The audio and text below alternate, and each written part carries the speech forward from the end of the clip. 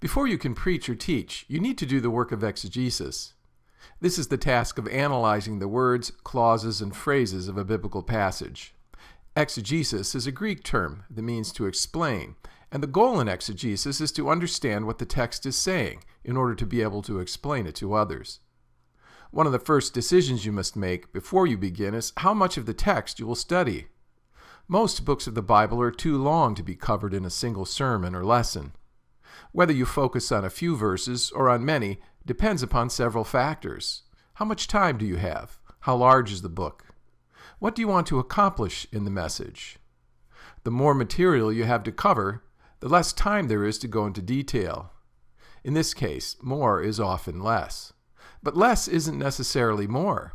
If your focus is too narrow, say only on a verse or two from a particular passage, you may lose sight of the larger context. For this reason, preaching and teaching needs to be based on a complete unit of thought. The smallest unit of thought is usually a paragraph, and most of the time you will be dealing with several paragraphs. The first step in analyzing any biblical text is simply to read it. Read it repeatedly, and when you read, look for patterns of thought. It's often helpful to read the passage in more than one translation, keeping an eye out for important differences. If you're able to work with biblical languages, read the passage in the original. You may also want to use an audio Bible to listen to the passage as it is read aloud, listening for themes, patterns of thought, and key words. As you study the text, pay attention to the historical and cultural setting. Who was the author? To whom was he writing? What circumstances prompted the author to write?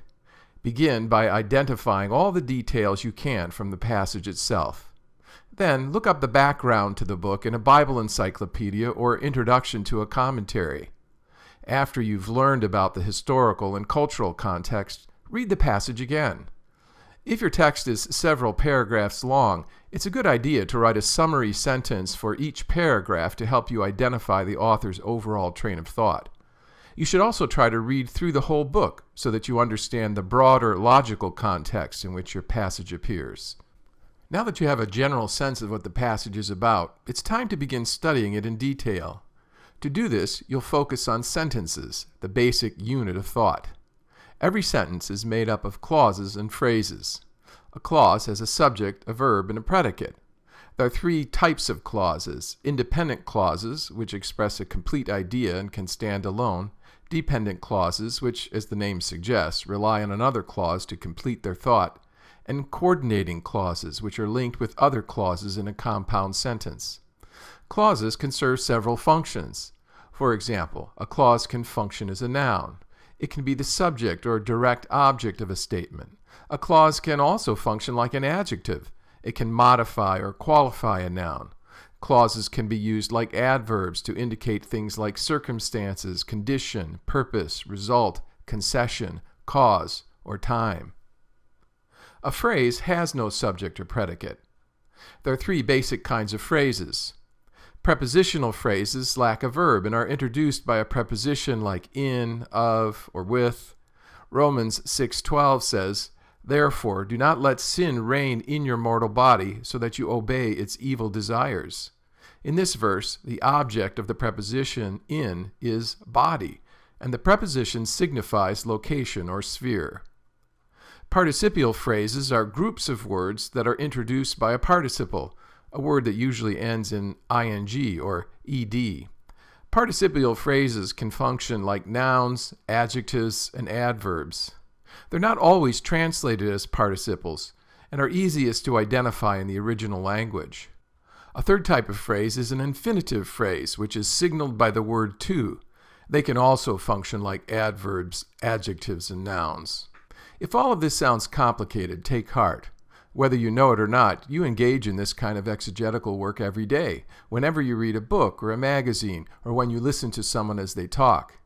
You've been trained by experience to pay attention to verbal cues that signal meaning. When someone says if, you know that what they're going to say is conditional. When they say as, you know that they're making a comparison. If they say because, you know that they're giving you a reason for something. If they say that or so that, it's a signal that they're talking about purpose or result. We use these same skills when we analyze the biblical text.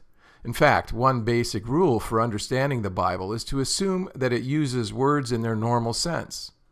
This approach recognizes that the Bible uses a variety of forms to express itself: hyperbole, parable, poetry, metaphor, and occasionally even allegory.